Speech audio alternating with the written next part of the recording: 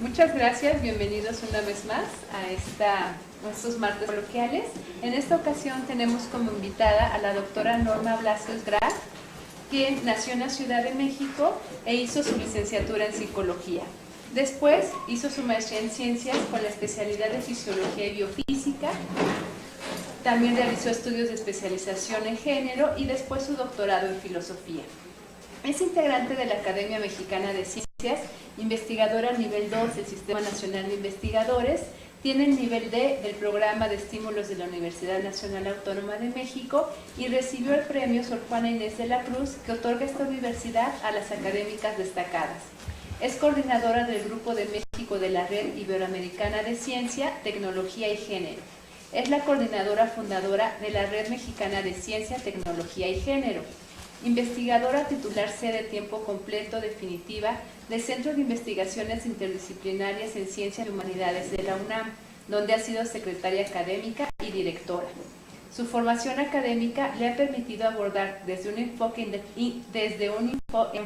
interdisciplinario el análisis de la ciencia y ha desarrollado su línea de investigación Ciencia, Tecnología y Género, mediante el abordaje de 4 ejes: crítica y aportes de la teoría feminista a la ciencia, incorporación de las mujeres a la educación superior y a la investigación científica, participación actual y trayectorias de las mujeres en la ciencia y la tecnología reproductiva desde el análisis del género. Tiene diferentes publicaciones que, si gustan, les podemos compartir. Muchas gracias, bienvenida. Muchas gracias. Pues, para mí es un honor estar aquí. Les decía así ahorita antes de empezar que hemos tenido colaboración institucional desde hace muchos años de este instituto con el Centro de Investigaciones Interdisciplinarias. Y bueno, cuando la doctora García me invitó a participar en el seminario, me pareció pues una gran idea. El tema espero les interesarles porque pues es un tema, como yo le decía, que no a todo el mundo le encanta, no les gusta, pero últimamente se ha ido conformando en un campo de conocimiento que en un principio en los 90 fue pionero, pero que ahora ya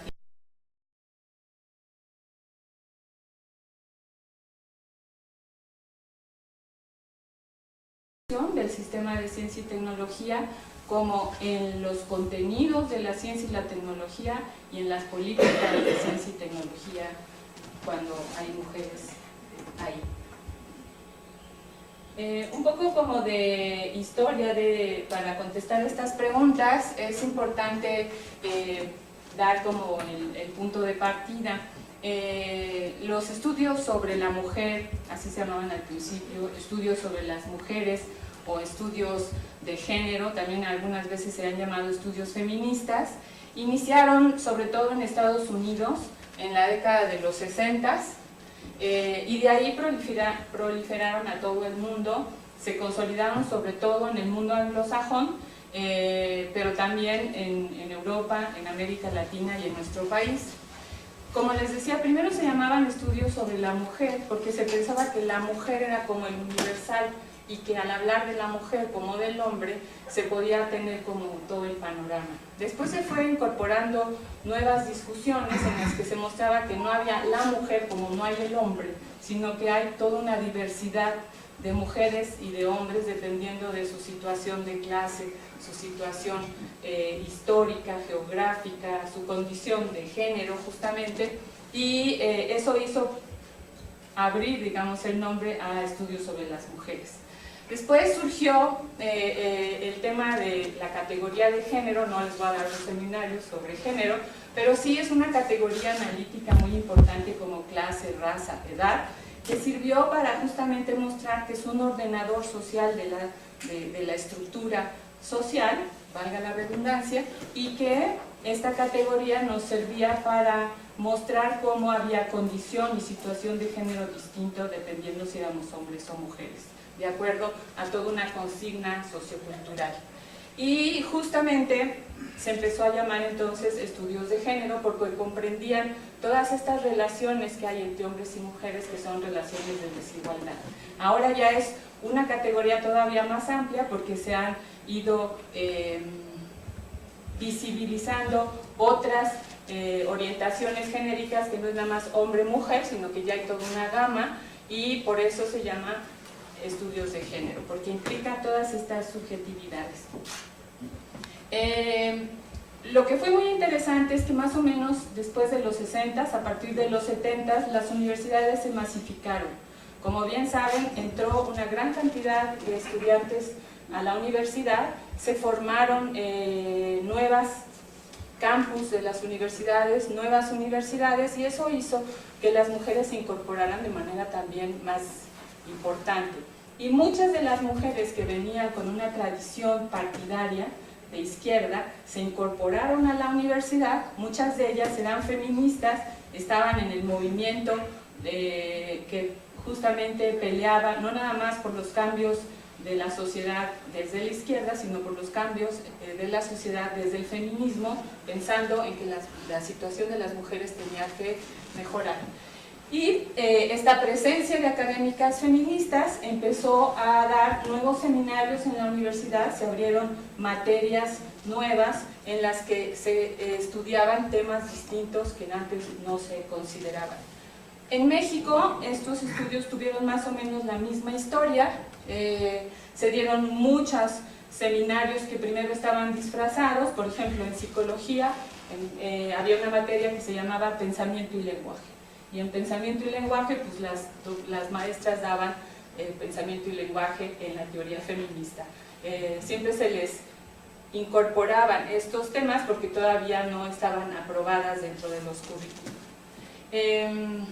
También empezaron más o menos en los 70 y los 80 y se formaron centros, seminarios, estudios de género desde el lado de las ciencias sociales y de las humanidades, sobre todo desde la psicología, la sociología, la antropología, la filosofía.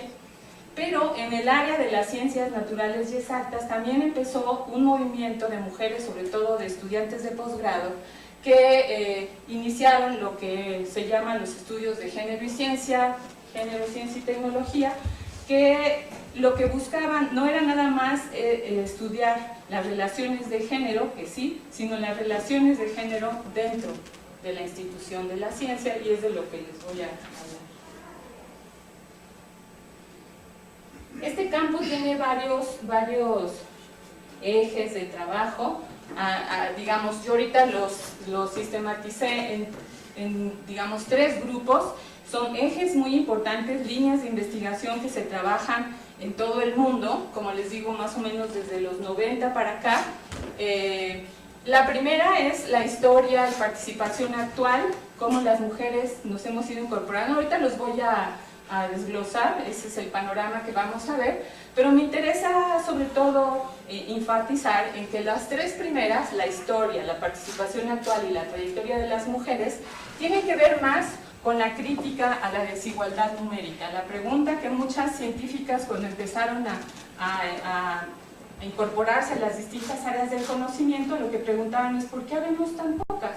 Un poco como acá, que me decían, hay 80% hombres, 20% mujeres, en general, en todas las áreas eso pasaba, ¿por qué hay tan pocas? Entonces, estos primeros ejes de trabajo, justamente de lo que se encargan es de sistematizar y evidenciar esta numeralia, digamos, que es muy importante, y podemos decir, bueno, ¿y qué importa que haya más mujeres? Ahorita los voy a convencer de que sí es muy importante. En el segundo tramo son otras 3 áreas que les voy a comentar, que justamente de lo que se encargan es más bien de hacer una crítica al contenido de la ciencia y la tecnología. No es cuántas mujeres hay, sino cuando ya nos incorporamos las mujeres, cómo hacemos preguntas distintas, cómo generamos temas diferentes que antes no estaban, o corregimos conocimiento que está equivocado porque no se ha considerado a la población de las mujeres.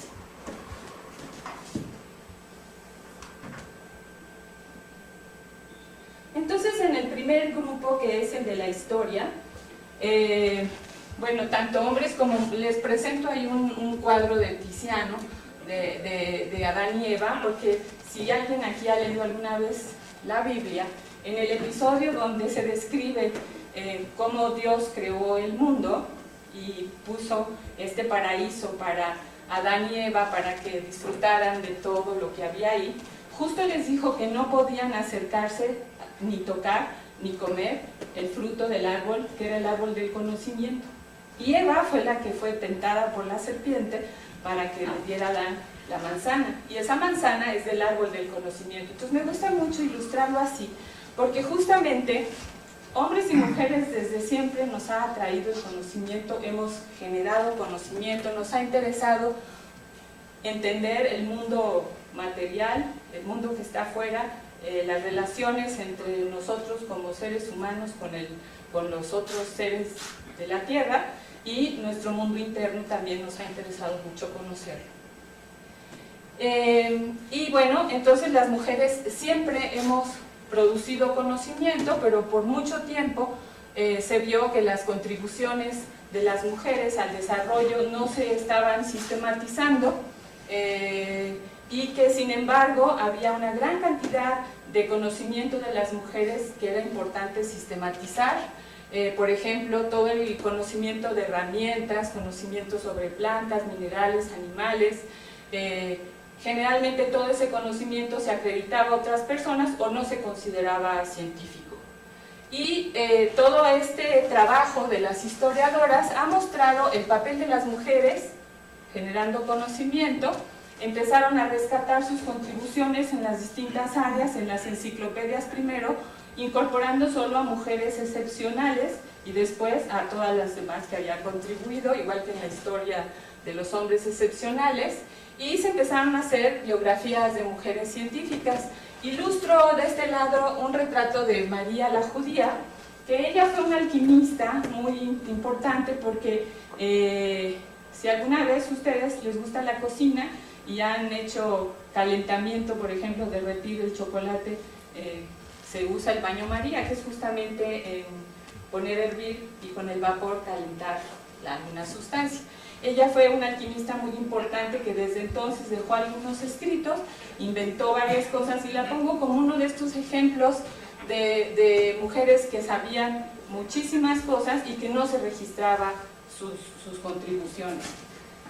Entonces, en este campo de la historia, las historiadoras han hecho distintas propuestas. Es un eje muy importante de sistematizar cómo se han ido incorporando las mujeres a las instituciones, tanto a las universidades como a las sociedades. Ahí les pongo una fotografía, no sé si se ve hasta allá, pero si ven casi todos, ¿ven alguna mujer? No se ve. La tercera de hasta adelante es Marie Curie. Era la única mujer que participó en una conferencia en 1920, en la Conferencia Mundial de Física, y como ven al principio había muy poquitas mujeres, y más en áreas como la física, la matemática, la química. Pero justo hay todo un grupo trabajando en esta sistematización, de mostrar cómo las mujeres se han incorporado, cuáles han sido sus contribuciones, como les decía. Algunos otros ejes es cómo han aportado desde la enseñanza, que son referentes para nuevas generaciones, ahorita lo vamos a ver con más detalle, y qué actividades han hecho ellas al incorporarse, desde ayudantes de investigación hasta responsables o investigadoras principales. Y una cosa muy importante es cómo se ha conceptualizado a las mujeres en las distintas disciplinas, que también voy a volver a eso.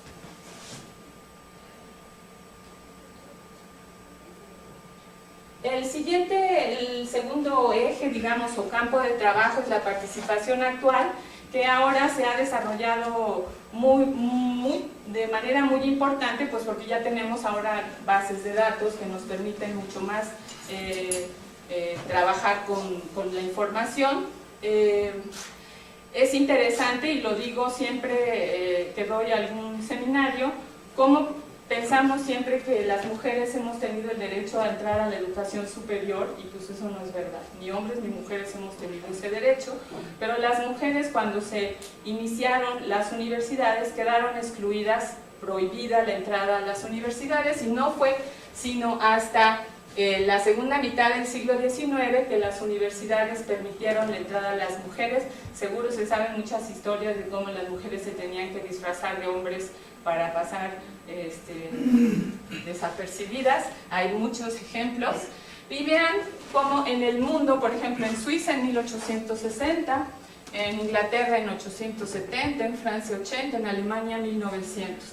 Y aquí les pongo algunos datos. En México, por ejemplo, la primera médica se recibió en 1887. Ella fue Matilde Montoya y ella, incluso ahora se han hecho muchas biografías interesantes. Hay una escultura de ella en el parque que está enfrente del centro médico.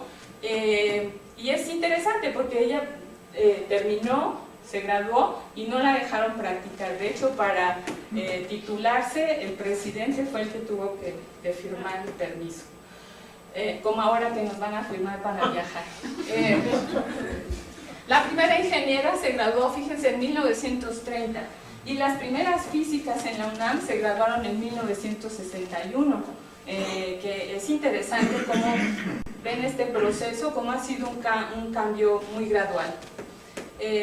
Sin embargo, digamos que ahora, y ahorita voy a darles algunos datos, ya la matrícula en la universidad es 50-50%, pero se ha visto que sigue habiendo lo que se llama la segregación horizontal, es decir, no nos incorporamos de manera homogénea a todos los campos del conocimiento, y hay la segregación vertical, que significa que no nos incorporamos tampoco igual conforme va subiendo el nivel de preparación o de decisión.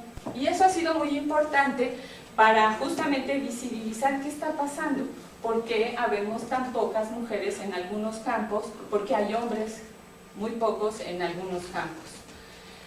Otro eje muy importante de estudios actuales es visibilizar a las mujeres y a las nuevas figuras que se están formando, las nuevas figuras académicas que se han formado a partir de mucho de la crisis económica, y que creo que es un punto importante que ahorita tendríamos que retomar, que es esto, cómo se ha contratado a mucho personal con plazas que no son verdaderas, por honorarios, como técnicos académicos, como personal técnico académico, cuando el perfil real es de investigación. Y hay trabajos muy importantes, por ejemplo, hay un grupo en Acatlán trabajando estas figuras académicas que son el profesorado de asignatura, que es un tema que ahorita está, digamos, de mucha preocupación, porque ya un buen porcentaje del personal de asignatura de la UNAM, al revés, un buen porcentaje de todo el personal de la UNAM es personal de asignatura y tienen pocas prestaciones. Se ha generado digamos, un sector que se quedó en un limbo esperando a que les abrieran su concurso en lo que se preparaban, y ahora que se hicieron estos nuevos programas de actualización, de recambio de la planta académica, no entraron porque no cumplen con la edad, ya envejecieron, y la mayoría son mujeres. Entonces es interesante cómo se ha ido incluso mostrando unas nuevas figuras académicas. Existe también otro grupo de personal académico que se ha dedicado más a la divulgación, la comunicación de la ciencia, que no es ni docente ni de investigación. Pueden ser mezclas interesantes y se están generando estas nuevas figuras. Y el último punto es la educación a jóvenes y niñas, al que me voy a referir también después, que es muy importante porque ha sido de interés de las mujeres buscar cada vez más interesar a las niñas en la carrera de la ciencia y la tecnología. Como les decía, a nivel de educación superior, pues es un privilegio que estemos aquí. La cobertura para mujeres es 13% y para hombres 16%, según el censo de 2010. Y según CONACYT en 2015, las mujeres en edad de 20 a 25 años que estudian son solamente el 6.2%, que es por eso es una franja bien pequeñita. De esta franja que tenemos derecho a estudiar educación superior o oportunidad, lo que yo les decía, actualmente los porcentajes a nivel de la matrícula universitaria ya son 50-50% en promedio. Pero si vemos por carrera, siguen existiendo las carreras femeninas y masculinas. Educación y humanidades, 68% mujeres, y sin embargo en ingeniería y tecnología, como han visto acá, aquí en sus lares, pues las mujeres alcanzan apenas el 30% y en agropecuarias por ahí. ha habido un aumento interesante, pero han pasado demasiados años, diría yo, ahorita vamos a ver, para apenas estos cambios que sí son importantes. Y esto no nada más pasa en México, en el mundo. Esa es la gráfica de arriba, es una gráfica de UNESCO de 2017, se ve con oscuro son las mujeres y con vino los hombres. Y bueno, yo puse dos flechitas indicando dos áreas que me parecen interesantes de discutir.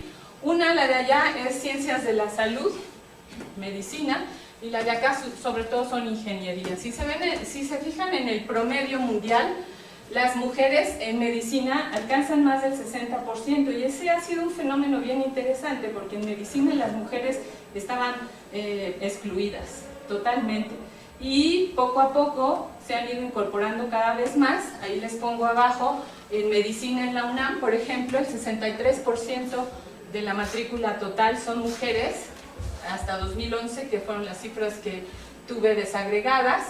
El 37% del personal académico son mujeres, solo 3 mujeres han recibido premio UNAM de los 14 que han recibido en medicina, y por supuesto nunca ha habido ninguna directora en la Facultad de Medicina, ni tampoco en las FES que tienen, bueno, en la FES Iztacala sí, y Cuautitlán, pero en la FES Zaragoza no, por ejemplo, que también tiene área de medicina.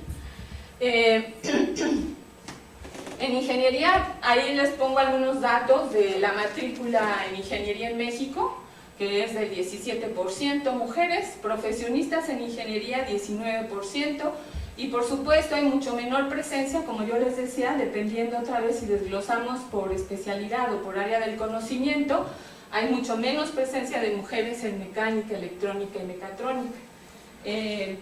Estuve en el examen de una tesis de hace poquito en el CINDESTAB, en investigaciones educativas, de una estudiante que trabajó con una vocacional, fíjense, es una vocacional del Politécnico, que está en el área de mecánica automotriz, y el porcentaje de las chicas es interesante porque se están incorporando cada vez más, y pues ellas son muy pequeñitas, es a nivel, digamos, de prepa, y es interesante cómo ahora ya empieza a haber cada vez más mujeres interesadas en esas áreas.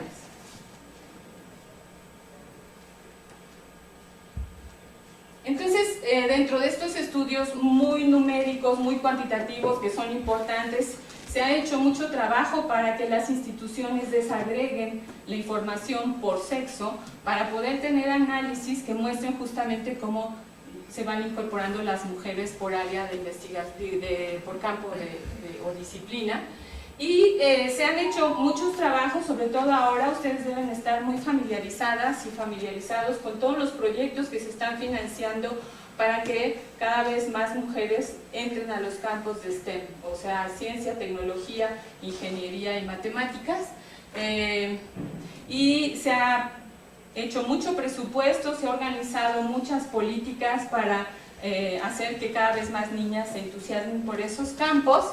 Yo aquí les traje algunos datos justamente de una investigación de Global Digital Infrastructure, se llama Alianza, del 2016, en donde muestran cómo el porcentaje de mujeres que muestran interés por estos campos, en primaria es solo del 12%, en educación superior 30% se interesan, que llegan a tener el título universitario 21%, 10% tienen su primer trabajo en estas áreas al salir de la universidad, y 19% cambian a una carrera en STEM, o sea, estudiaron otra básica y cambian. 61% están muy satisfechas con su carrera, 62% están muy comprometidas con su trabajo, 80% recomiendan a sus amigas y colegas hacer una carrera en estas áreas, y 44% aspiran a tener una posición de liderazgo. Y esto es muy interesante, por eso se los traje, porque justamente se han hecho muchas investigaciones dentro de este campo de por qué a las niñas y a las jóvenes, a las chicas desde la prepa no les interesan estas áreas. Y se han hecho muchos trabajos, sin que yo supiera que aquí hay un área de educación que conste. Se estudia mucho justamente los estereotipos de género en el currículum escolar, los libros de texto y las actitudes de quienes enseñan, cómo afectan la elección futura de las niñas y las jóvenes, determinando su campo de estudio y su ocupación futura. Proponen que hay que estimular el interés desde los primeros años para combatir los estereotipos de género, capacitar al personal docente para alentar a las niñas a seguir carreras de ciencia y tecnología, desarrollar planes de estudio que tengan en cuenta las cuestiones de género y una cosa que yo les decía antes, las mentorías, es decir, tener maestras, compañeras, colegas que les enseñen que estas áreas son interesantes, que las lleven a sus laboratorios, que les platiquen de qué se trata, que jueguen con juguetes, que no sean nada más muñequitas y juegos de té y de cocina, sino que también hagan experimentos, que jueguen con bloques. Se ha probado muchísimo de este material cómo es importante para romper estos estereotipos de que por ser niña no puedes. Entonces, las que salen de las carreras ya una vez que terminaron la universidad, se ve que sí hay una creciente participación femenina con estudios superiores en el mercado laboral, que las mujeres económicamente activas están más calificadas que los hombres. Generalmente se les pide título y a veces a los hombres no, porque así es, o sea, para la competencia está más fuerte. El 11% de mujeres están en posiciones de dirección en la industria y los negocios. Ya vimos, por ejemplo, ahorita no lo traje, pero que a nivel político, en los congresos, en las cámaras de diputados y de senadores, en nuestro país cada vez hay mitad y mitad por esto de las cuotas de género. En ciencia y tecnología no se trabajan cuotas de género, es algo con lo que no se está de acuerdo porque nuestro sistema es de ir adquiriendo cada vez más conocimiento, más trayectoria, un sistema meritocrático, no de cuotas. Y la pregunta es, ¿qué pasa en la ciencia? Entonces, si seguimos con este gran campo de investigación de la participación actual, se ve que las mujeres en ciencia y tecnología, bueno, ya vimos en la gráfica de acá, les muestro a nivel mundial, esta es una gráfica de UNESCO también de 2017, el primer punto es la clásica gráfica de tijera. En el primer punto es a nivel de la universidad, como dijimos, 50-50%. Las mujeres son azules en este caso. A nivel de la maestría se empieza a abrir, a nivel de doctorado todavía más, y a nivel de investigación ya con plaza cae muchísimo la participación de las mujeres. También de UNESCO de 2016 se observa que las científicas en el mundo alcanzan en promedio el 33% y ahorita vamos a ir a México, o digamos vamos subiendo en el reconocimiento y en el nivel de preparación y de decisión. Por ejemplo, en las academias de ciencia, en el 2016, el 20% de todas las academias de ciencia, el 20% son mujeres. En México, por ejemplo, en la Academia Mexicana de Ciencia es del 23%. Y si vamos a los puestos de decisión, por lo menos aquí hay una gráfica de la Unión Europea, en donde se observa cómo es de alrededor también del 23%, me parece, no alcanzó. Es donde está la rayita naranja. 23%. Entonces, como ven, hemos avanzado, pero todavía falta. En México, ¿qué ha pasado? Las mujeres en ciencia y tecnología, según los datos de UNESCO, estamos entre el 37 y 40%. Según los datos del SNI de 2018, estamos en 37% las mujeres, y otra vez, conforme se eleva el nivel en el SNI, hay menos mujeres. Estamos en el 18, 21.7% mujeres en el nivel 3, y en el nivel y en el área de conocimiento, por ejemplo, de física, ciencias de la Tierra, no llega ni al 21. Es interesante, sin embargo, que en las becas de posgrado el porcentaje se ha aumentado, así como en la licenciatura ya llegamos al 50%, a nivel del posgrado Las becas nacionales, las mujeres son 46% y en el extranjero 41%. En las cátedras CONACYT, tan discutidas ahorita también, el 42% eran mujeres.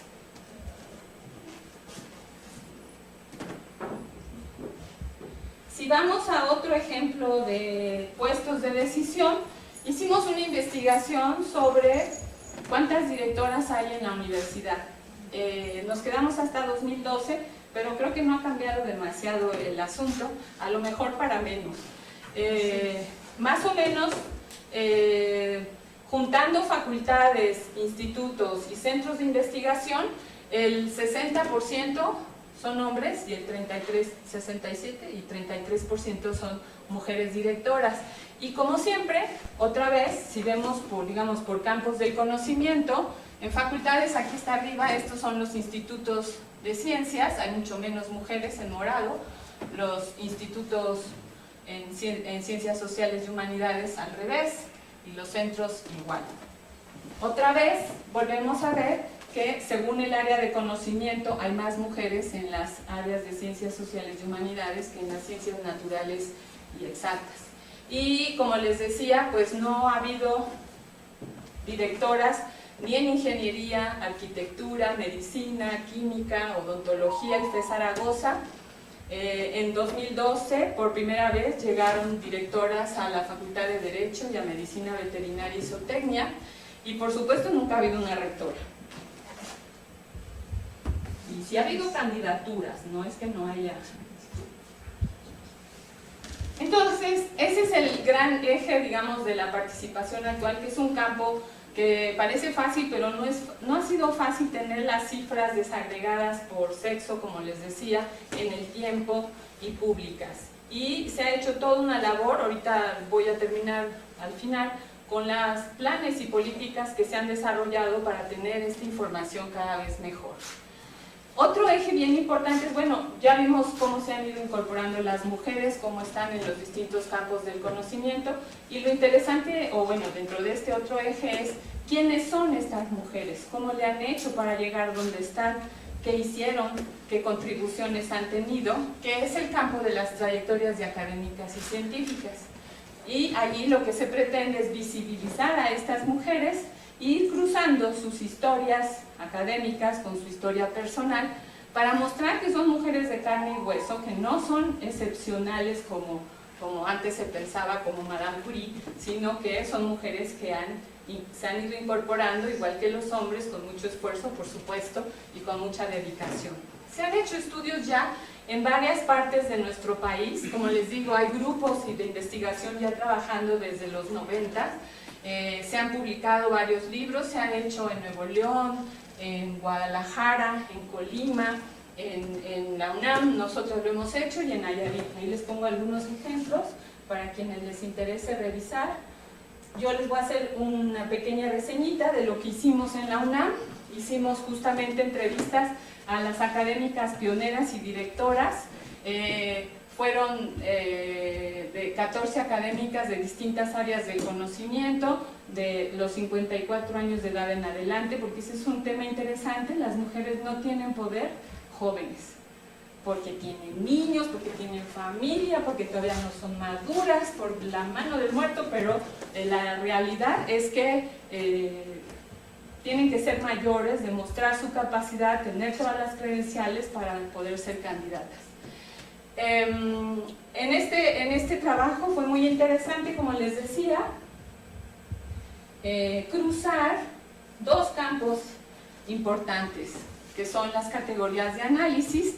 Una era ver cómo era su ambiente familiar, su ambiente escolar, su trayectoria académica desde chicas, el proyecto de vida personal elegido, su estado civil, si tuvieron descendencia o no, su sensibilidad en género, porque muchas no se autodenominan feministas ni lo son, y la experiencia con el poder. Y lo cruzamos con la información de su currículum, la oficial, y y con todo esto hicimos videos que están a disposición en la página del CEICHA o el comercial, los pueden ver, y han servido para difundir justamente quiénes son estas mujeres cómo le han hecho, cómo llegaron, cuál ha sido toda su herencia familiar, de escuelas, qué las ha rodeado para que hayan llegado donde han llegado.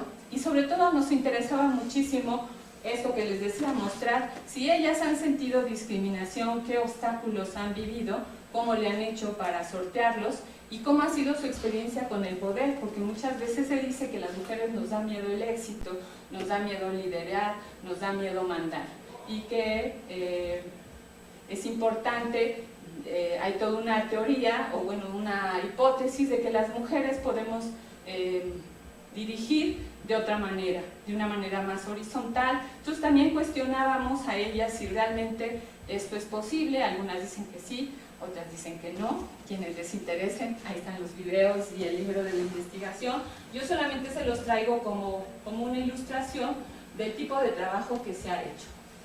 Con todo esto se ve que hay, como yo les ponía la pregunta al principio, ¿qué efectos tiene que haya mujeres en la ciencia? Y bueno, algunos se los pongo aquí para terminar en el último, que eran las tres últimas ejes que les mostré en la lámina. Los efectos que ha habido, hay cambios institucionales. Por ejemplo, se otorgan becas que antes no se otorgaron a las mujeres.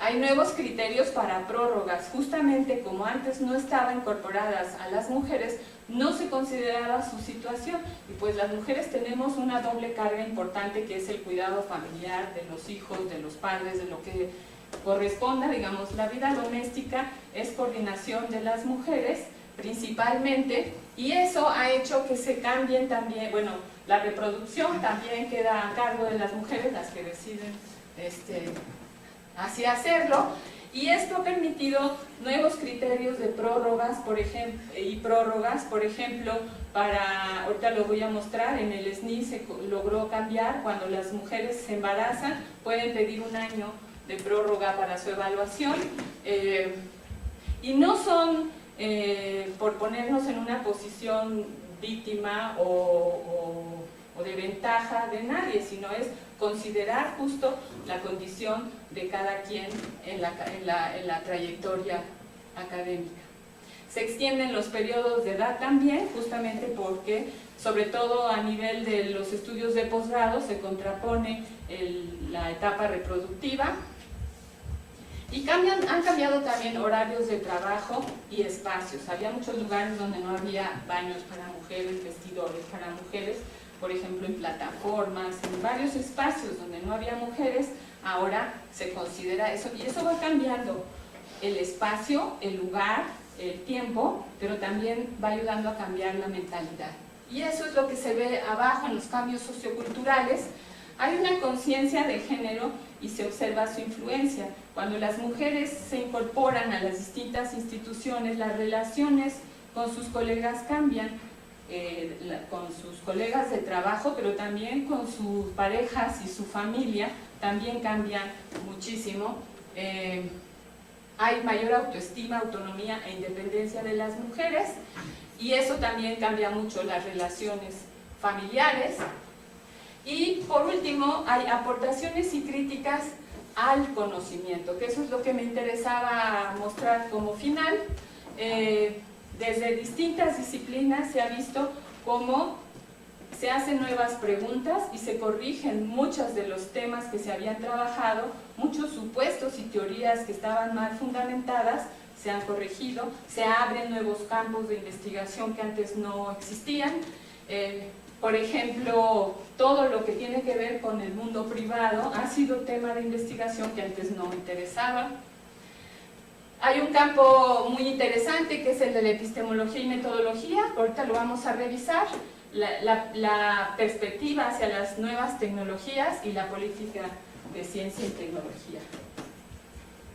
Entonces, en estas últimas, justo la epistemología feminista es como este cristal con el que se mira el conocimiento. Desde la filosofía del conocimiento se estudia muchísimo cómo es que generamos conocimiento y cómo le hacemos para que este conocimiento sea verdadero, que tengamos el juicio de que un conocimiento es verdadero o no.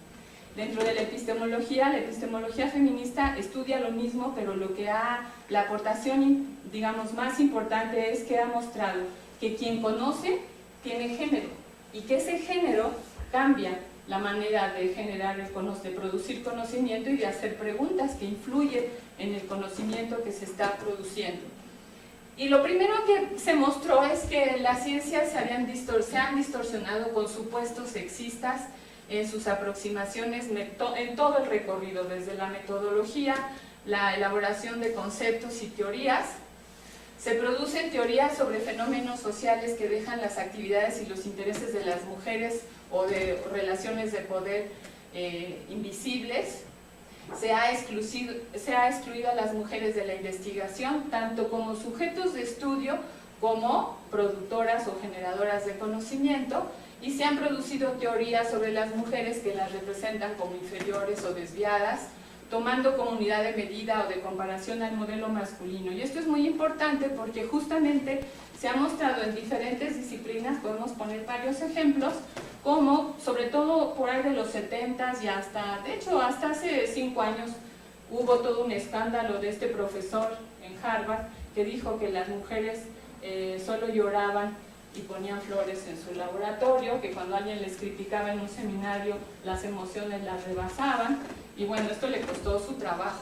Ha habido muchos ejemplos de este tipo de investigadores que todavía piensan que las mujeres no son capaces que no tienen la capacidad de generar conocimiento. Entonces, esta epistemología feminista estudia cómo influye el género, es lo que yo les decía, en las concepciones del conocimiento, en quien conoce y en las prácticas de investigación.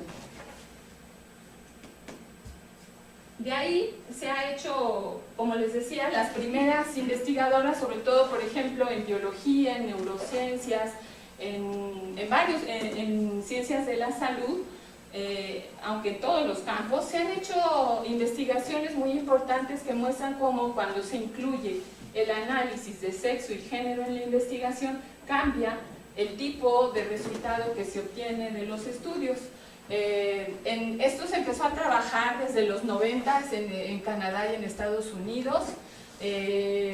La Comisión Europea, por ejemplo, en 2010 generó ha generado toda una política de incluir sexo y género en la investigación. Ya se pide que cuando se hace un proyecto de investigación se incorpore este análisis dentro del proyecto para poder ser evaluado y financiado. Y en Naciones Unidas se acordó en 2011 también incorporar el análisis de género. En la Agenda 2030 para el Desarrollo Sostenible es un tema muy importante. Y aquí en México, ahorita les voy a contar, tenemos una red mexicana de ciencia, tecnología y género donde hemos estado trabajando varios de estos temas. Y bueno, acabamos de sacar un libro, es el comercial, que se llama Inclusión del análisis de género en la ciencia, en donde justamente lo que hacemos es mostrar cómo en diferentes campos, por ejemplo, en salud, cuando se han hecho investigaciones no se considera a las mujeres dentro de la población estudiada. Hay muchos ejemplos de fármacos, por ejemplo, para la hipertensión o para otro tipo de enfermedades que se estaban dando a las mujeres sin haberlas considerado dentro de las investigaciones como población, y esto ha generado muchos problemas de salud porque los síntomas son distintos, porque recibimos nuestros organismos son distintos y por lo tanto los síntomas que presentamos y los fármacos que se nos dan son diferentes. Y por mucho tiempo se ha hecho investigación, sobre todo en machos, en ratones. Bueno, cuando se hace investigación experimental, se hace en ratones machos siempre, desde que yo estudiaba psicología, porque siempre se decía que el ciclo hormonal de la hembra afectaba el resultado de las investigaciones, y pues claro que lo afecta. Si son dos organismos distintos, se tendría que estudiar en poblaciones de hembras y de machos, y en el caso de humanos, en mujeres y hombres, o no extrapolar, o nada más decir, se hizo un experimento con tanta población de hombres y darlo solo a los hombres. En muchos estudios sobre salud mental, sobre adicciones, también se ha visto que el análisis es muy importante, que cambian muchísimo los resultados cuando las poblaciones incorporan mujeres. en educación, como los que les mencioné antes, en ingeniería, en movilidad, en transporte. Se han hecho muchísimos estudios en todo lo que se refiere a medio ambiente, ¿cómo se dice? Toda esta práctica que tienen las mujeres para utilizar los recursos naturales, el agua, la madera, los alimentos, cómo es distinto, hombres y mujeres, cómo hacen todo este tipo de trabajo. Y entonces lo que se propone es hacer investigación y proyectos que incluyan este análisis de género, que es súper importante colocar las experiencias, preocupaciones y puntos de vista de las mujeres en el centro del análisis y poner en duda creencias aceptadas y reencuadrar las preguntas de investigación. Algunos ejemplos, con esto ya voy a terminar, son las nuevas tecnologías, como las tecnologías de información y comunicación, que ahí pongo una caricatura, pero seguro lo hemos visto ahora en todos lados. Toda la gente trae su celular, aquí todos son bien respetuosos y todas porque no están viendo sus celulares, pero en general todo el mundo ya está conectado a una de estas tecnologías. Y bueno, justo lo que se ha estudiado, este es un campo muy importante donde se ha trabajado el impacto que tienen sobre hombres y mujeres, los usos diferentes que se hacen, cómo se pueden usar para promover la equidad de género, qué retos presenta en la vida diaria de las mujeres. Se han hecho nuevos grupos ahora de hacktivismo y de ciberfeminismo, en donde se hace muchísima educación, digamos, sobre el tema, y se propone que debe haber nuevos mensajes que transformen las representaciones que hay de las mujeres. Es uno de los temas que ahorita se está trabajando muchísimo, cómo dentro de las internet y todas las redes sociales se puede empoderar a las mujeres y romper los estereotipos. El otro campo es el de las tecnologías de reproducción asistida, que también han apoyado, tienen un debate muy importante porque hay grupos que están totalmente en contra de todas estas tecnologías y quienes pensamos que son muy buenas campos que pueden ayudar, por ejemplo, con nuevos métodos anticonceptivos. Se han desarrollado vacunas, por ejemplo, contra el papiloma. Se modifican conceptos y roles en los procesos reproductivos. Ahora con las tecnologías reproductivas ya pueden integrarse más de dos, mamá, papá biológicos, sino que ya puede haber un número mayor de integrantes con las tecnologías de reproducción asistida. Ya puede ser desde una sola persona hasta 3 o más, quienes donan los gametos, quienes educan a la persona, ¿no? Quien es la parte social y la parte biológica, digamos. Y entonces se propone que estas tecnologías tienen que orientarse hacia la autonomía y derechos sexuales y reproductivos de las mujeres, que debe haber más participación de investigadoras en todos estos campos y que debe haber muchísima información y educación y debate para no tener demonios sobre las tecnologías. El último punto es el de la política científica y género, que ya les he estado mencionando algunos de los temas. Principalmente en la Unión Europea se ha hecho muchísimo trabajo a partir de la Cuarta Conferencia Mundial de Naciones Unidas de Beijing en 95, que fue la Conferencia de las Mujeres, y en 99 la Conferencia Mundial de Ciencia en Hungría. Fueron dos conferencias súper importantes en los 90 en donde se unieron las dos agendas. Por primera vez en la de las mujeres se habló de la importancia de la ciencia. Y en la de la ciencia por primera vez se habló de la importancia de que se incorporaran las mujeres. Y mundialmente se iniciaron agendas para justamente poner estos dos caminos juntos y potenciarlos. Y se han hecho varias conferencias mundiales que han seguido trabajando estos temas. Una fue muy importante, la política científica de la Unión Europea con este grupo ETAN, que a partir de ahí se generaron muchos recursos para desarrollar planes en donde, como se decía, incorporar a más mujeres para tener excelencia científica. Y aquí en América Latina hubo la reunión hemisférica de expertos, en donde se empezaron a trabajar y discutir indicadores de género en ciencia y tecnología, que era lo importante que teníamos que buscar, cómo medir este impacto de la llegada de las mujeres a la ciencia y la tecnología. Y en México ha sido interesante, va muy lento el camino, vamos un poco despacio, pero como decía mi abuelita, despacio que voy deprisa. En 2002, por primera vez, se hizo el Programa Nacional para la Igualdad de Oportunidades y la No Discriminación contra las Mujeres en nuestro gobierno. 2002. Fíjense, desde los 90 en el mundo, acá en 2002. En 2013, por primera vez en el Plan Nacional de Desarrollo se incluyó la perspectiva de género como eje transversal del gobierno, algo que estamos defendiendo ahora en la Cuarta Transformación, que parece que también se mantiene. En 2013 se añadió al artículo 2 de la Ley de Ciencia y Tecnología, que seguro saben que también estuvo en discusión esta ley, se propuso otra, y justo lo que es importante es que de la ley es bueno para mantenerlo y que no para corregirlo, no borrón ni cuenta nueva. Bueno, en 2013 por primera vez se incluyó perspectiva de género y que tenía que haber una participación equitativa de mujeres y hombres en ciencia y tecnología. En el reglamento del SNI esto se reflejó, es lo que yo les decía, y por lo pronto eso se hizo, esto del periodo de embarazo, un plazo.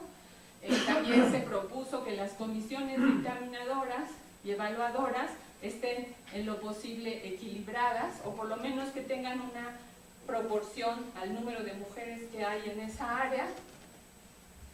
Y bueno, durante la administración pasada hubo varios programas para mujeres indígenas, para mujeres madres solteras y para apoyar que hubiera una participación, por lo menos como les enseñé, de más de 40%, tanto en las cátedras como en las redes. De ahí de las redes hubo apoyo a 3 redes de género, creo que con esto termino. Y se ha iniciado pues este diálogo con las instancias de gobierno, con instituciones científicas, con otras academias para impulsar la presencia de las mujeres en ciencia y tecnología. Algunos ejemplos de lo que se ha logrado es integrar esta perspectiva en las políticas y programas, como les decía, recolectar y procesar estadísticas desagregadas por sexo, no todo lo que quisiéramos.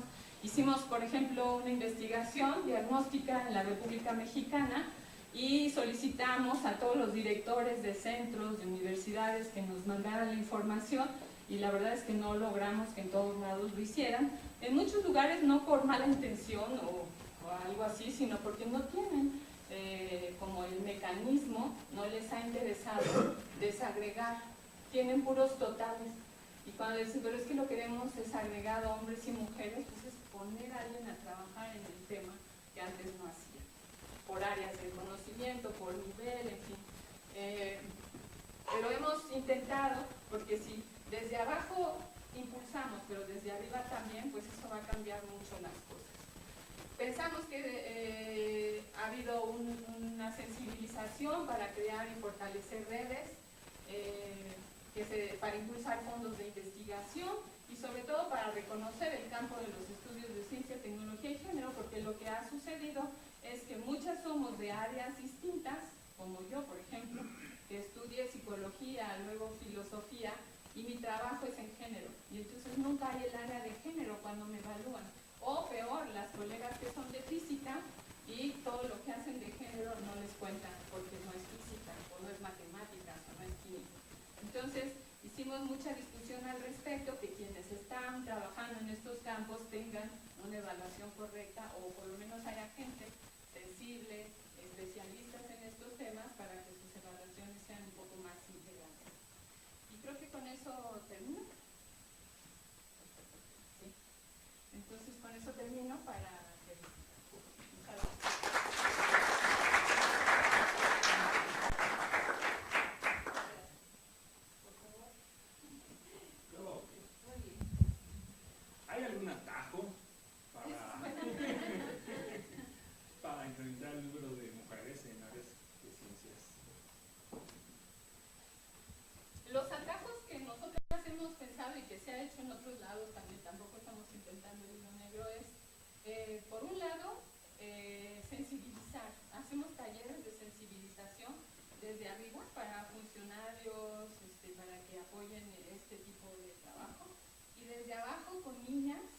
con maestras y maestros de preescolar estamos haciendo talleres para que se les enseñe también que hay campos, porque mucha gente no sabe que existe la ciencia y la tecnología como opción vocacional, como opción incluso profesional. Siempre se piensa, y sobre todo en muchas familias, que las niñas no deben estudiar matemáticas y física o ingeniería. Cuando hacemos entrevistas con las que están estudiando ingeniería, justo nos dicen cómo tienen que discutir muchísimo y el primer, digamos, plano en el que tienen que dar la pelea es con su familia, porque muchas veces no las dejan estudiar las carreras que ellas quieren. Ha cambiado mucho y ahí ayuda mucho el ambiente familiar. Muchos tienen tradición, por ejemplo, el papá, la mamá, un tío han estudiado ingeniería física y hay como tradición, pero en las familias donde esto no es así, les cuesta más trabajo apoyar. Yo creo que los atajos serían esos, impulsar en cada lugar la sensibilización para que haya un cambio de mentalidad, porque yo siento que todavía no cambia todo lo que quisiéramos. En el SNI, por ejemplo, yo siempre les digo, el SNI se fundó en el 84, tiene más de 30 años, y no llegamos todavía a la mitad, ni siquiera 50%.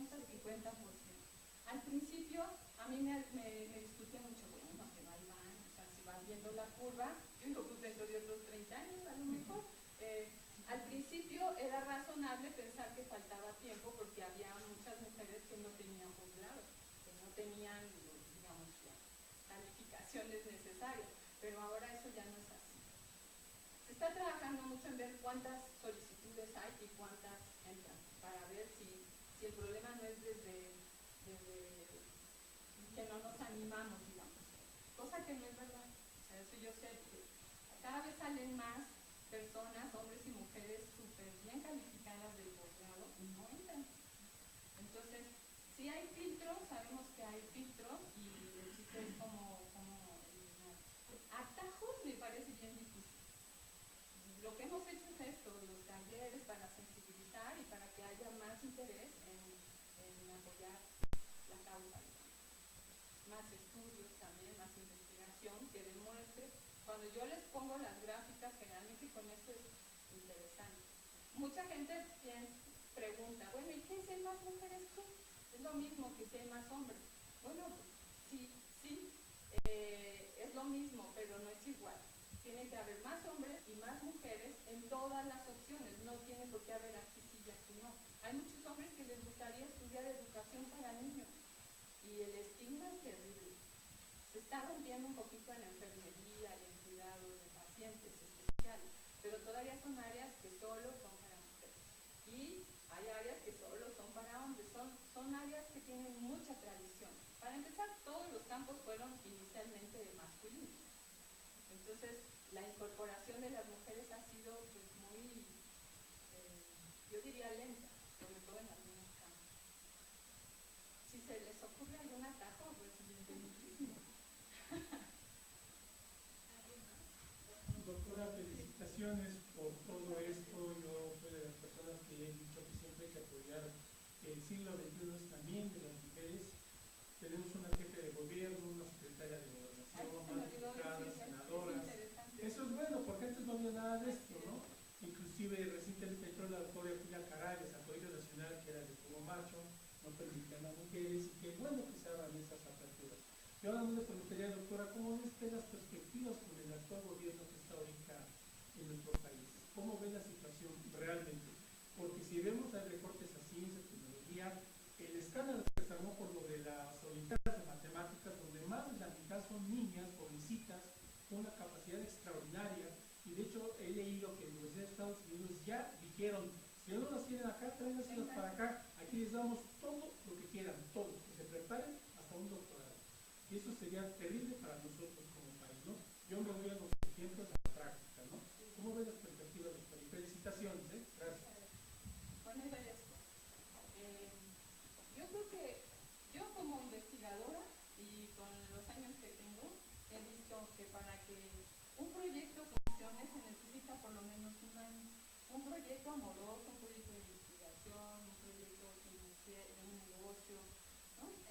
Yo creo así, el plazo mínimo para que algo se vea que va a funcionar, una plantita, es un año. Entonces yo le doy un año al gobierno.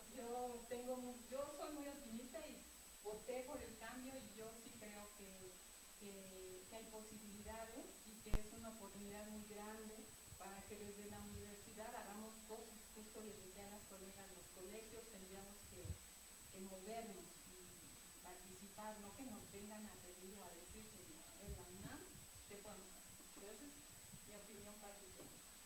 Yo sí creo que hay decisiones a veces que se toman muy tajantes y que se tienen que hacer pues, para ajustar el distribuir.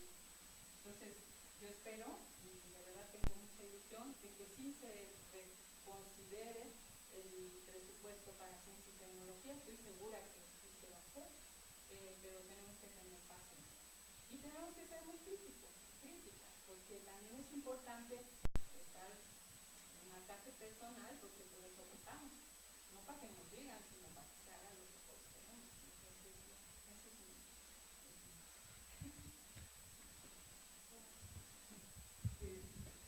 Usted mencionó al principio que el feminismo estaba ligado definitivamente a la izquierda, pero que después veo que un feminismo con la izquierda. ¿Cómo está la situación al respecto?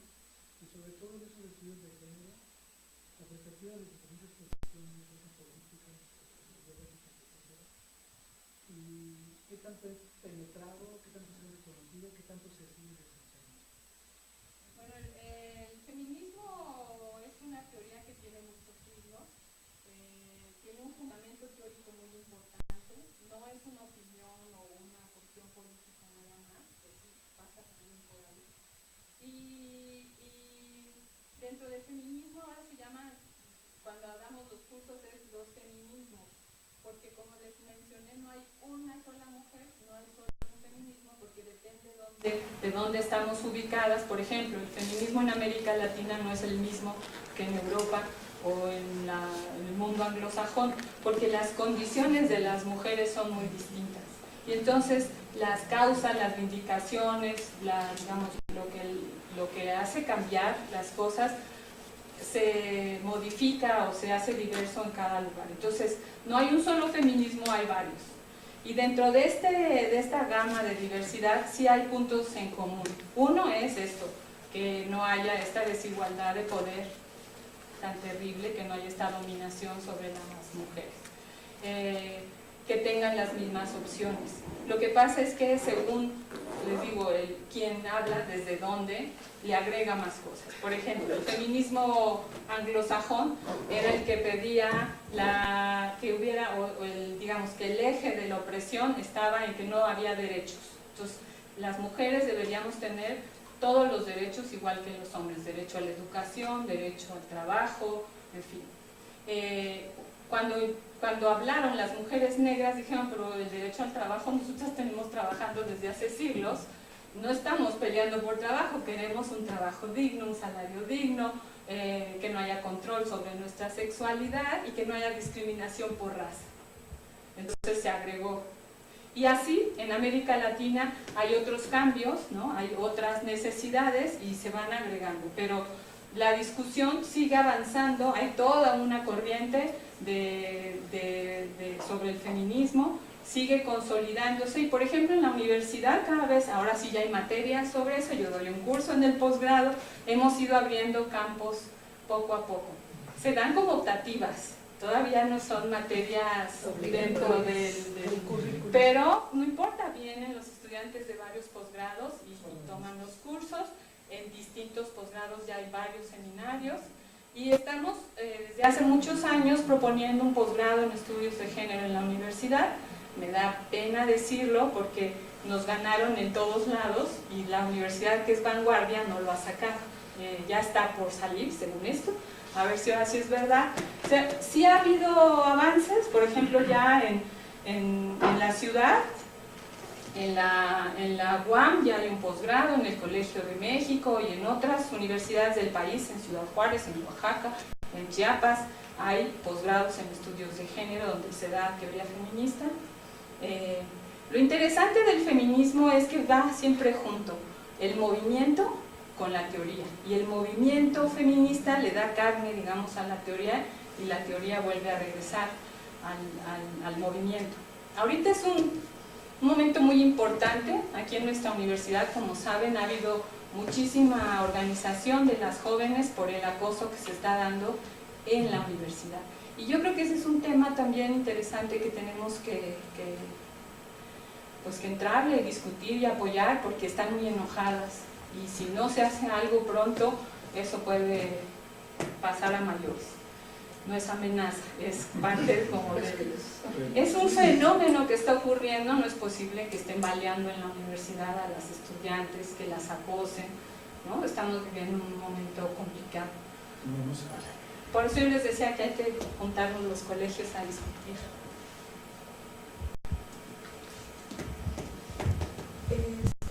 Dentro de tu experiencia, ¿cómo ves la resistencia de la propia mujer a este tipo de cosas? O sea, porque se habla mucho de la política, de que los derechos y de los movimientos, pero intrínseco a esto está la propia mujer. Bueno, es que los hombres y las mujeres estamos en esta estructura patriarcal, no nos libramos las mujeres por ser mujeres. Esta sociedad está organizada así, y nos tenemos que reeducar todas y todos. Y claro, hay mujeres que se oponen, pero hay mujeres que son sensibles, y vamos abriendo el camino. Acá decía el colega, de las que ahorita están, se me olvidó decirlo, hay varias científicas muy buenas y muy sensibles. Julia Tagüeña, Rosaura misma, ¿no? Claudia, o sea, ha habido las que están en las cámaras de senadores y diputados, las que presiden las mesas de ciencia y tecnología son mujeres, y muchas de las que están ahorita en el gobierno son mujeres muy bien formadas, ¿no? Digamos, en ciencia y tecnología. Ahora, los valores, la ética, la sensibilización para cambiar la sociedad, pues cambia en cada persona. Yo pienso que hombres y mujeres nos tenemos que reeducar, porque la consigna que traemos de siglos, de cómo tienen que ser las cosas, pues hay que ponerla en cuestión, y eso da. Hay un síndrome que se llama el de la abeja reina, que es cuando las mujeres llegan a los puestos de decisión, se les olvida el camino que tuvieron que cursar, ¿no? O, como dice una colega, Marcela Lagarde, también muchas mujeres se trasvisten, ¿no? Porque como tienes que aprender las reglas del juego, se vuelven como hombres para poder estar ahí en la pelea. Entonces, pues todas estas cosas van sucediendo. También el hecho de que haya poquitas mujeres y vayan llegando cada vez más, esas que llegan, que son muy capaces, muy sensibles, pues también se equivocan. Igual que los hombres nos equivocamos, las mujeres ni somos más buenas, bueno, sí, pero no somos buenas por definición, por esencia, no estamos en la tierra. O sea, todas esas cosas están en estas consignas que hay que quitarnos. Hombres y mujeres tenemos que mejorar, y yo creo que es importantísimo este cambio poco a poquito. Las nuevas generaciones nos van diciendo mucho también, hay que oír a esas jóvenes y a esos jóvenes que también están cambiando muchísimo. A ellas se ríen porque están jóvenes. Mira, una pregunta que es de opinión para ti nada más. Durante los 80, Margaret Thatcher, que fue una de las primeras ministras de la historia inglesa, se tuvo que enfrentar a una huelga de hambre que hizo un miembro del ejército republicano irlandés. Ahí se ganó lo de la dama de hierro, porque lo dejó morir. No negoció, no nada, y mes y medio después este hombre murió. ¿Tú crees que si no hubiera sido el caso de que el primer ministro fuera una mujer, no se hubiera resuelto esto de otra manera? Es posible. Tony Blair lo hubiera resuelto de otra manera, y Margaret Thatcher tenía que estar obligada a ser tan cruel como cualquier otro. Pues puede ser. Hay una estudiante que está trabajando ahora cómo las mujeres ejercen violencia sobre mujeres en situaciones, por ejemplo, de guerra, de revolución, en casos de estos extremos, ¿no? Y bueno, está poco estudiado. Yo creo que los hombres y las mujeres somos seres humanos y lo que pasa es que estamos troquelados de diferente manera y por eso actuamos de diferente manera. Si tenemos las mismas opciones, yo creo que es posible ver como estas nuevas formas de ser humanos mejores, de ser más civilizados. Yo iba a decir que cada vez, como hay poquitas mujeres, cuando una llega, sobre de ella se van las miradas, y si se equivoca es terrible porque se equivocó, ¿cómo va a ser? Pero cuando haya como una masa crítica de mujeres tomando decisiones y equivocándose, pues ya no va a ser tan grave como ocurre con los hombres, ¿no? Que si se equivoca uno, yo por ejemplo pensaba, y miren que no tengo nada contra ninguno, pero por ejemplo, el doctor Cabrero, que fue el que dirigió el CONACYT en la administración pasada, a él nadie le cuestionó nada. Nada, y bueno, lo hizo bien, mal, regular, como lo haya hecho. Llega Elena y bueno, se le ha cuestionado todo, también se ha equivocado, yo no digo que no. Pero también es un problema político, no es Son políticos, pero es mujer, y es la primera mujer que llega al CONACYT, que también es como, por supuesto que no se le ataca por eso abiertamente, pero yo preguntaría en el inconsciente, no sé si habrá ese marcaje. Lo que quiero decir es, por ejemplo, cuando una mujer llega y es muy buena, no hay problema. Pero si tiene un pequeño error, sobre de ella. Y si se vuelve autoritaria, peor. Y si se vuelve jerárquica, peor. Porque se espera, por estas consignas, que las mujeres sean buenas personas, honestas, transparentes. No sé si me... No, estoy pensando en Golda Meir, en Indira. Hay mujeres, y hay mujeres terribles como hay hombres terribles, ¿sí? Y hay mujeres maravillosas como hay hombres maravillosos. Lo que pasa es que no ha habido esa oportunidad de que se vea toda esa gama. Yo siento que falta. Y que en el camino, por supuesto, que se pierden muchos atributos propios de ser mujer para ir entrando en el redil, ¿no? Pero de que las mujeres pueden ser crueles igual que los hombres, claro que sí. Que pueden ser muy buenas igual que los hombres, claro que sí. No, en lo de Guantánamo ha habido también una cantidad de mujeres. Aquella mujer que fotografiaba a los de... ¿Cómo se llama? Esas de las fotos terribles de la tortura. Con el perro. ¿No? Que fueron fuertísimas, porque siempre eso nos rompe esta consigna de que las mujeres somos buenas por esencia. Doctora, había el caso de Angela Merkel, es la única que ha puesto en su lugar a Donald Trump y supo entrarle cómo enfrentarlo, para eso lo veo Obrador. Y los que están ahorita con el problema que tenemos, cómo enfrentar a un personaje de este tipo. Y Angela Merkel puso el ejemplo y lo puso en su lugar. Y eso es extraordinario, la canciller alemana. O sea, actúas como están las circunstancias. Y la felicitaron en todos lados, extraordinario lo que hizo. O sea, con una forma diplomática, elegante y correcta, nunca se rebajó y puso en su lugar a Donald Trump, que no es fácil, ¿eh? Para personas que es este tipo, el caso de Angela Merkel, ahí queda. No, yo a Angela Merkel le tengo mucho respeto, pero sí, pero hay no otras no es el mismo siglo. O sea, lo que le pasó a sí, ella estaba esta, abriendo brechas, ¿cómo se llama? A la inglesa, y lo que está pasando a Angela Merkel son casi 30 años de distancia, con muy buenos resultados de gobierno de parte de la Merkel y de parte de la otra. ¿No? Ya no hablemos de May porque pues esa sí le fue re mal, pero esa es una víctima inocente de otro problema. O sea, no es que haya sido hombre o mujer, simplemente se enfrentó a un problema aunque no había tipo que lo resolviera.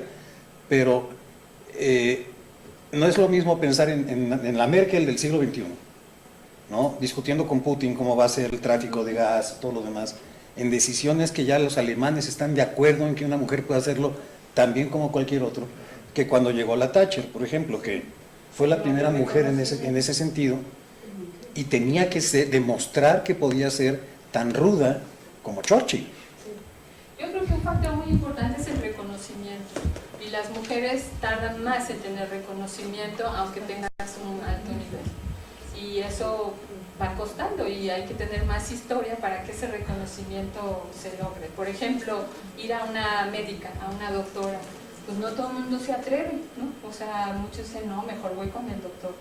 Y ahora los jóvenes, por lo menos yo los oigo a varios, me dicen, no, yo sí prefiero ir con la neumóloga, por ejemplo, ¿no? Entonces, poco a poquito, yo creo que se va a ir logrando eso y lo que pasa es que antes no estábamos las mujeres, no es mala intención de nadie, es que no estábamos, entonces cambiar ese esquema nos ha costado, nos va costando, y mientras abramos más camino, como decía el colega, con atajos o como sea, pero hay que sumar más.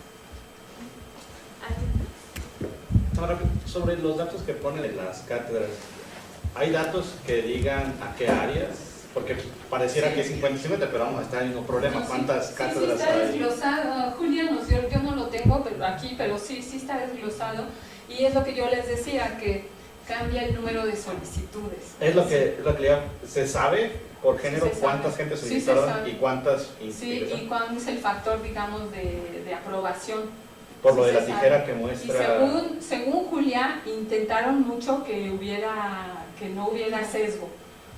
Y bueno, 40 y ¿qué? Les puse 3, ¿verdad? 40 y tantos % de mujeres tuvieron las cátedras. Ahora, las cátedras han tenido muchos otros problemas que ya se pueden discutir en otro seminario, o sea, ustedes ya lo saben. Ahí pueden invitar a una de las Son colegas. son buenas ideas. Nosotros hemos tenido también las discusiones de la red, y a quien les interese hay tenemos una revista, y ahí hay unos artículos de 2 chicas que vivieron la experiencia de las cátedras, que no fue tan afortunada, por si quieren participar.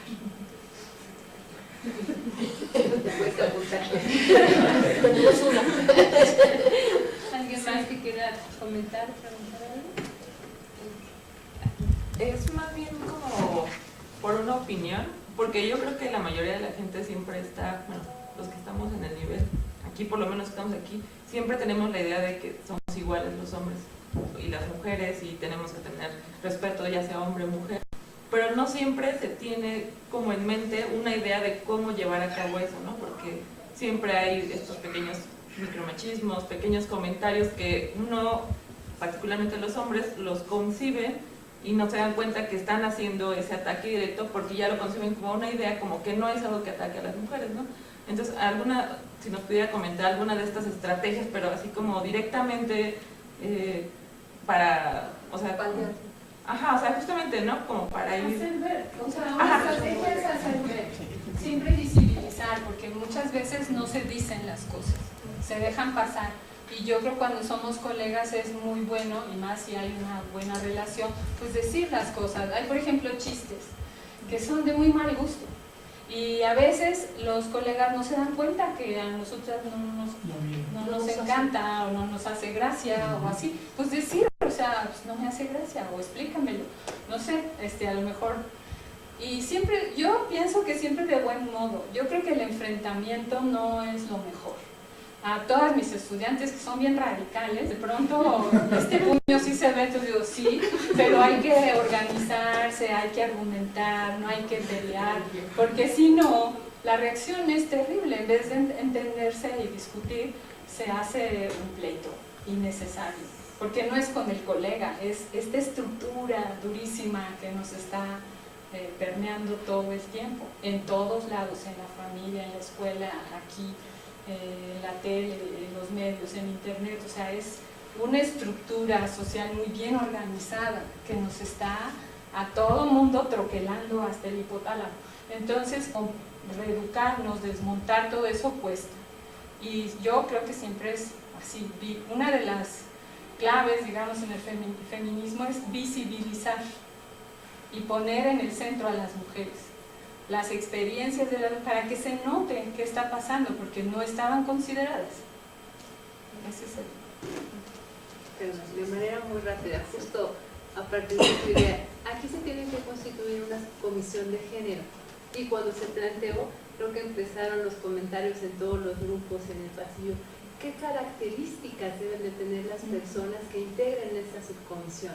Porque justamente, si llega un caso, cada quien lo va a ver a partir de su mirada, de su punto de vista, cómo hacer para que esta subcomisión realmente considere los casos sin la carga o los prejuicios de cada una de las personas. Entonces te vamos a pedir ayuda seguramente para Para eso analizar se necesitan esas talleres, gente especialista que les asesore.